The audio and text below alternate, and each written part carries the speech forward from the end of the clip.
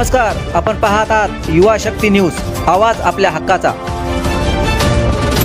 क्योंकि ये जो बिल मोदी हुकूमत लाई है ये आर्टिकल 25, 26 और 29 का वायलेशन करता है। राइट टू इक्वालिटी आर्टिकल 14 का वायलेशन करता है। और ये बिल लाया गया है, इसका मकसद एक ही है कि मुसलमानों से उनकी वक्फ की प्रॉपर्टीज़ को छीन लिया जाए। और इस तरह का कोई बिल हिंदू एंडोमेंट के बारे में या गुरुद्वारा प्रबंधक कमेटी के बारे में या फिर ईसाइयों के बारे में नहीं लाया जाता। सिर्फ मुसलमानों के लाकर इसका मकसद एक ही है कि भारत के मुसलमानों की जो वक्फ की प्रॉपर्टीज़ है, जिसको सरकारी प्रॉपर्टी नहीं है, गवर्नमेंट प्रॉपर्टी नहीं है, वो एक प्राइवेट प्रॉपर्टी है, जिसको मुस्लिम समाज के हमारे बुजुर्गों ने अल्लाह के नाम पर इसको वक्फ किया है, चैरिटी के लिए, विडोज़ के लिए, कुरान की तालीम के लिए, कब्रस्तानों को दिया। तो ये सब चीज़ें मोदी सरकार इसको ख़त्म करने के लिए इस तरह के बिल को लाया।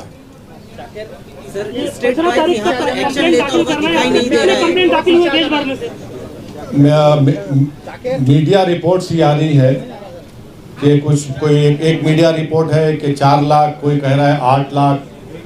तो 15 सितंबर तक टाइम है। मैं उन तमाम भारत के नागरिकों से अपील कर रहा हूं कि जो भारत की खूबसूरती है उसका भाईचारा है और हमारे देश में हर एक को अपने मज़हब पर चलने की इजाज़त है। ये बिल इन तमाम चीज़ों को ख़त्म करना चाहता है। तो जो all India Muslim personal law board ने भी जो QR कोड के ज़रिए आपसे अपील की है कि आप इंग्लिश और हिंदी में इस बिल के ख़िलाफ़, ये जो वफ़ का NRC साबित होगा, आप अपना रिटर्न रिप्रेजेंटेशन भिजाए कमेटी को, सरकार को भिजाए कमेटी को। और महाराष्ट्र में ये कई जगह पर रिप्रेजेंटेशन दिए जा रहे हैं पर्सनल लॉ बोर्ड की लीडरशिप में। आज औरंगाबाद में पहली मीटिंग हुई है और देश भर में इस तरह के पब्लिक प्रोटेस्ट मीटिंग्स होंगे, जिसका फैसला all India Muslim personal law board ने किया। इस कानून में ये बात आपको समझना है कि लिमिटेशन का जो कानून है आप वक्फ प्रॉपर्टी से निकाल दे रहे हैं। हिंदू एंडोमेंट में लिमिटेशन अप्लाई नहीं होता, वक्फ में क्यों अप्लाई हो रहा है? हिंदू एंडोमेंट बोर्ड में और NGT हो या रेलवेज क्लेमेंट ट्रिब्यूनल, ऐसे 14 ट्रिब्यूनल्स है जहां पर उनके फैसले को फाइनल माना जाता है। और बीजेपी झूठ बोल रही है कि ट्रिब्यूनल के डिसीजन के बाद कोर्ट्स को नहीं जा सकते। आप रिवीजन पिटीशन डालते हाई कोर्ट में और फिर सुप्रीम कोर्ट जा सकते हैं। इस कानून में आप वक्फ बाय यूज़र ख़त्म करना चाह रहे हैं, मगर सेक्शन 123 ऑफ प्रॉपर्टी एक्ट में आप ट्रांसफ़र ऑफ प्रॉपर्टी और अलाउज कर रहे हैं। वक्फ बाय यूज़र क्यों निकालना चाह रहे हैं? क्योंकि मोदी ये बोल रहे हैं कि 200 साल पुराने कागज़ लेकर आओ, और कागज़ नहीं निकलेगा तो वो उस प्रॉपर्टीज़ को कब्जा करना चाहते हैं। हिंदू समाज में by custom and by usage एक टेम्पल और टेम्पल की प्रॉपर्टी बन सकती है, तो मुसलमानों में वक्फ बाय यूज़र क्यों नहीं बन सकता वक्फ? मोदी सरकार कलेक्टर को इतना पावर दे रही है कि कलेक्टर अगर इंक्वायरी जब करेगा किसी प्रॉपर्टी, कोई भी प्रॉपर्टी के बारे में वक्फ की, तो जब तक वो प्रॉपर्टी इंक्वायरी मुकम्मल नहीं करता, वो प्रॉपर्टी वक्फ की नहीं रहेगी। और प्रिंसिपल्स ऑफ नेचुरल जस्टिस ये पुकार कर कह रहा है कि कोई भी कलेक्टर या कोई भी आदमी अपने ही मैटर में जज नहीं हो सकता है। ये कौन है आप कलेक्टर को इतना पावर देने वाले कि कलेक्टर डिसाइड? उस एक्ट में, इस बिल में ये भी कह दिया गया कि इस बिल को कानून बनने के बाद या उससे पहले जो भी वक्फ प्रॉपर्टी है, अगर वो गवर्नमेंट कब्जे में है तो कलेक्टर तय करेगा और कलेक्टर फैसला भी दे सकता है। ये क्या हो रहा है इस देश में? नरेंद्र मोदी मुसलमानों से ये प्रॉपर्टीज को छीनना चाह रहे। इसीलिए हम ये कह रहे हैं कि ये कानून आर्टिकल 14, आर्टिकल 25, आर्टिकल 26, 29 का ग्रेव वायलेशन है। इस कानून में ये था, आप देखिए मोदी बोल रहे कि कानून हम वक्फ प्रॉपर्टी को बचाना चाह रहे। पहले 95 के एक्ट में था कि अगर कोई वक्फ की प्रॉपर्टी चोरी करता तो 2 साल की कैद बामुशक्कत, रिगरस इम्प्रिजनमेंट। मोदी जी उसको सिंपल इम्प्रिजनमेंट कर रहे हैं। अभी नॉन बेलेबल है, मोदी जी बोल रहे हैं बेलेबल कर दूंगा मैं। मुतवल्ली अगर कलेक्टर की बात नहीं सुनेगा सेक्शन 61 में, तो कलेक्टर मुतवल्ली को अगर बोलेगा कि मस्जिद को तुम बोल दो गवर्नमेंट प्रॉपर्टी है, नहीं करेगा तो कलेक्टर को 6 महीने की सजा। आप बताइए क्या क्या करना चाह रहे हैं मुसलमानों से आप? ये कानून बना रहे हैं। और जितने भारत की पॉलिटिकल पार्टीज हैं उनको सोचना पड़ेगा, चाहे वो इंडिया की सपोर्ट कर रहे हैं या नहीं कर रहे हैं, ये कानून भारत के कॉन्स्टिट्यूशन के खिलाफ है। आप कैसे इस तरह का कानून बना रहे हैं? आप पूरी प्रॉपर्टीज को छीनना चाह रहे हैं। ये काम इस बिल के जरिए मोदी करना चाहते हैं। सर, अगर एंटीलिया की बात की जाए तो उसमें कई सारे वक्फ के मेंबरान थे, उन्होंने नॉन वक्फ प्रॉपर्टी उसे घोषित किया है, तो उनको आप एक्शन लीजिए, उनको हटाइए। और वो मैटर सुप्रीम कोर्ट में है।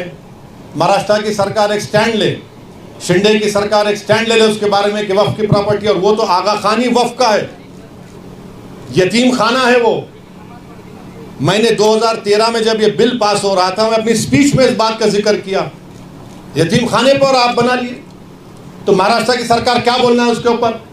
तो यही देखिए ये कानून क्यों बना रहे, ताकि सरकार कलेक्टर के जरिए इसको कहेगी वक्फ नहीं है, या फिर कहेगी कि लिमिटेशन एक्ट का कानून खत्म हो गया, या फिर इवैक्यू प्रॉपर्टीज की जितनी प्रॉपर्टियां सब कब्जा करना चाहती है। तो ये कानून वक्फ को बचाने के लिए नहीं लाया गया है, ये कानून वक्फ को खत्म करने के लिए नरेंद्र मोदी लाए हैं। आप इमाम इस पार्टी की तरफ आ रही है, लेकिन कांग्रेस इस बारे में कुछ ज्यादा बोल नहीं रही है। देखिए, आप मेरे बारे में पूछिए, मैं दूल्हा आपके सामने बैठा हूँ, अब दूसरे नहीं है तो मैं क्या करूँ? अब आप मेरे को क्यों उधर लेके जा रहे हैं? इसके रोकने के लिए अवाम में एक प्रोटेस्ट, अवाम में एक बेदारी, और अवाम जब ये फैसला कर ले कि ये कानून जो बिल लाए हैं ये वक्फ की प्रॉपर्टीज़ को बचाने के लिए नहीं बल्कि वक्फ के प्रॉपर्टीज़ को बर्बाद करने के लिए लाया जा रहा है। ये आप बताइए, कोई किसी कानून में कोई कहता है हिंदू धर्म में या सिख धर्म में या जैन धर्म में कि उसको 5 साल हिंदू, सिख और जैन होना पड़ेगा तभी वो दान दे सकता है? ये बिल में कह रहे हैं कि उसको 5 साल मुसलमान रहना पड़ेगा, उसके बाद वो वक्फ कर सकता है। अरे भाई, तू होता कौन है मेरे को डिसाइड करने वाला? 5 साल? अब क्या 5 साल के बाद मोदी जी गले में हाथ डाल के बोलेंगे आओ सेल्फी ले लो, तुम 5 साल तुम्हारे मुकम्मल हो गए, तुम मुसलमान हो गए? अब मुझे सर्टिफिकेट लेने के लिए मोदी जी के पास जाना पड़ेगा कि मैं मुसलमान हूं? ये भारत के सुप्रीम कोर्ट का जजमेंट है 2006 या 12 का, रामजी दास कुछ, उसके खिलाफ है ये। इस तरह का कानून बना रहे हैं। सर, अगर टारगेट पूरा ना हो, आप जेपीसी में है सर, जेपीसी की बैठक इस मोड पर जारी है जगदम्बिका? नहीं, देखिए वो जेपीसी नहीं है, वो joint working committee on Waqf amendment bill 2024 है। जेपीसी को इन्वेस्टिगेटिव पावर्स हो सकते आउटसाइड द बिल ऑल्सो। ये वर्किंग कमेटी खाली बिल के ऊपर है, और उस वर्किंग कमेटी में क्या हो रहा है हम पब्लिकली नहीं बोल सकते, कोई भी नहीं बोल सकता, क्योंकि पार्लियामेंट के रूल्स हैं, वो कॉन्फिडेंशियल होता है। जब भी जो होगा रिपोर्ट होगा, नहीं होगा, जब उस पर बात हो सकती है, अभी नहीं हो सकता। हाँ, कौन पार्टियां हैं आपके साथ? कहाँ पे? अरे भाई, अभी देखिए अंदर कमेटी में क्या हो रहा वो नहीं बोल सकते हम। सर, एक तरफ वक्फ का मसला है, दूसरी तरफ रामगिरी महाराज का स्टेटमेंट आपने सुना होगा, नीलेश राणे का मस्जिद में जाके। ऐसा है ना कि सत्ता के नशे में ये सब बकवास की जा रही है और गुरूर और अहंकार के मजारे किए जा रहे हैं। एक बात याद रखिए, आसमान की तरफ देखकर कोई थूकेगा ना तो थूक तुम्हारे नापाक चेहरे पे गिरेगा, आसमान पर नहीं जाता है। सर, ये क्यूआर कोड अगर 15 तारीख तक उतनी तादाद में ना आए तो डेट बढ़ सकती है क्या? नहीं मालूम वो वर्किंग कमेटी के चेयरमैन साहब ही फैसला करेंगे। और सर इसका कोई सब्स्टिट्यूट हो सकता है क्या सब्स्टिट्यूट? ऑब्जेक्शन डालने का, अगर 15 तारीख निकल जाए तो? अरे भाई, आपको ईमेल करिए, आप पोस्ट करिए, आप ईमेल भी कर सकते हैं, पोस्ट भी कर सकते, करिए ना। ये एमआईएम ने जो ऑफर किया था महाविकास आघाड़ी के साथ अलायंस करने के लिए, हाँ इन कानून भाई आपको चिट-चैट में बोलिए। इन ये कानून अगर ना लागू किया जाए तो आप नुमाइंदों की बात कर रहे थे, कितने नुमाइंदे आप चाहते हैं विधानसभा में इस तीन चीजों को रोकने के लिए, और एमआईएम की ओर से कितनी सीटें लड़ी जाएंगी जिसके ऊपर आप लगता है कि? मैं आज आपके सवाल का एक पार्शियल जवाब दे देता हूँ। आने वाले विधानसभा के चुनाव में पूरा ही दीजिए। सुनिए, मेरा राइट है ना, तुम तो पार्टी प्रेसिडेंट नहीं है, तुम एक चैनल के लिए काम करते, तुम अपना काम करो, मैं अपना काम करता हूँ। अब जवाब नहीं दूं, मत दूं। तो इस चुनाव में इम्तियाज जलील भी कैंडिडेट रहेंगे। इस चुनाव में इंशाअल्लाह ताला इम्तियाज जलील के साथ मुफ्ती इस्माइल रहेंगे, फारूक शाह रहेंगे, और हमारे शोलापुर के फारूक साहब भी रहेंगे, और हमारे मुंबई के सदर रईस लश्करिया रहेंगे। तो तुम्हारे को ये 5 नाम दे दिया मैं, ये तो कैंडिडेट रहेंगे हमारे, क्योंकि 2 तो एमएलए है, एक मालेगांव से और एक हमारे धुलिया से, तो ये तो रहेंगे। अब और कितने कैंडिडेट रहेंगे नहीं रहेंगे अभी थोड़ा टाइम लगेगा, देखते हैं। जिस तरह से देश जिस तरह से पूरे देश में प्रपोजल दिया था, देखिए इम्तियाज जलील साहब महाराष्ट्र के मेरे अध्यक्ष है, उन्होंने ये ऑफर दिया है, उन्होंने कहा है कि हमसे बातचीत करो, और मेरे ख्याल से कोई बातचीत एक जगह पे अनऑफिशियली भी हुई। अब उनको तय करना है। अब सुन लीजिए, सुनिए, अब क्रॉस क्वेश्चन मत करिए, हम तो बोल चुके, हमारा स्टैंड क्लियर कर चुके हैं, ये उनको तय करना है। अब ये आपको मैं बोल दिया ना, मैं आपका जवाब पार्शली दे चुका हूँ, मैं आपको पार्शली जवाब दे चुका हूँ। कांग्रेस के साथ हुई मीटिंग या एनसीपी के साथ हुई या शिवसेना के साथ हुई, इसके साथ इम्तियाज जलील सर की मीटिंग हुई जो अभी उनके साथ जाने की? नहीं, मीटिंग हुई नहीं हुई, किधर हुई, कहाँ पे हुई, तुम्हारे घर में हुई या मेरे घर में हुई, अब फिर वो सब क्यों बोलना? तुम्हारे को जो जितना हमको बोलना है उतना ही बोलेंगे ना। हाँ नहीं, तुम्हारे घर को आते हैं, हाँ हो गया, चलो अब दूसरे बात करो, दूसरा सवाल करो, हो गया, बस जवाब दे दिया आपको। और बोलिए सर, जिस तरह से पूरे मुल्क में मुसलमानों को टारगेट किया जा रहा है, एक तरह से मुसलमान खुद को असुरक्षित समझता है, तो क्या मोदी हुकूमत सबका साथ सबका विकास यही दिखाई दे रहा है? वो सबका साथ सबका विकास सबका विश्वास एक धोखा है, सब फ्रॉड है, वो कुछ नहीं है।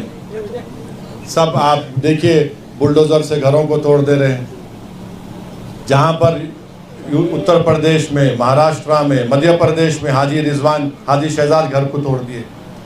वही एक सुभान खान हरियाणा का, खम्मम तेलंगाना में है, मेवाती मुसलमान है, लेबरर है, 70% हैंडीकैप है। सुभान खान बुलडोजर चला के ये अपने जेवीसी को चलाकर 9 लोगों की जान बचा कर लाया। ये मोदी के बुलडोजर में और सुभान खान के बुलडोजर में फर्क है। हम जान बचाने के लिए इस्तेमाल करते, वो जानों को बर्बाद करने के लिए इस्तेमाल करते।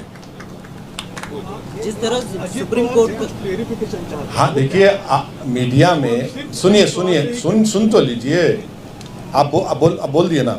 मीडिया में ये रिपोर्ट हुआ था कि जनाब अजीत पवार ने कहा कि हम महाराष्ट्र के विकास के लिए सपोर्ट किए, सेकुलरिज्म पे हम कॉम्प्रोमाइज नहीं किए। हम उनको सवाल कर रहे हैं, अगर आप नहीं किए तो फिर इस बिल की मुखालिफत करिए ना आप। हम जनाब अजीत पवार से बोलना चाह रहे हैं, आप इसकी मुखालिफत करो, इसका अपोज करो। और हम इन एकनाथ शिंदे को बोलना चाह रहे, छत्रपति शिवाजी महाराज को आप इतना बोलते हैं, इतना मानते हैं, तो रत्नागिरी की वो मस्जिद, जो दरगाह जहां पर 652 एकड़ जमीन छत्रपति शिवाजी महाराज ने दी, 250 साल का रिकॉर्ड है, वक्फ छत्रपति शिवाजी ने किया, तुमको उसका भी ख्याल नहीं है। सर, जम्मू कश्मीर में आप चुनाव लड़ेंगे? नहीं लड़ेंगे, चलिए हो गया, thank you sir much, thank Subscribe now and press the bell icon. Never miss an update.